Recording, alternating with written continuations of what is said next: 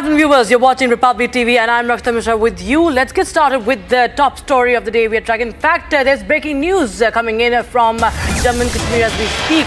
It's a crackdown on terror, viewers. Former Kashmir Bar chief charged cheated in murder case. Separatist Gilani 8, who hijacked Kashmir Bar, is also said to be prosecuted for murder. Former Kashmir Bar chief charged treated in the murder case.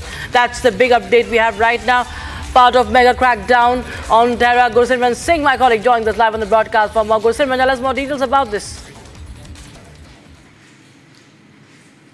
See, now he has been, Abdul Mia Qiyum has been charged in the case linked to the death of the murder of activist Babar Qadri, who was an advocate. This incident was in September of 2020 when Babar Qadri was killed by Lashkar-e-Toiba terrorist, and during investigation it came into being that it was Mia Abdul who was behind this, as he helped the Saki Manzoor, who was one of the dreaded commanders of Lashkar-e-Toiba's offshoot, the Resistance Front. He was the one who carried out the killing, and Abdul Mia Qiyum helped him in getting to Babar Qadri. Also, it came into being that he has been instrumental in carrying out pro-separatist activities in Kashmir Valley. That was one of the reasons that he was detained at the abrogation of Article 370 when it was abrogated on 5th of August 2019. And now what we are picking up, that he has been charged sheeted by the Special NIA Court over the charges of murder of Babar Qadri, as the Special Investigation Agency that arrested him on 25th of June, and then he was brought to Jammu by the SIA team,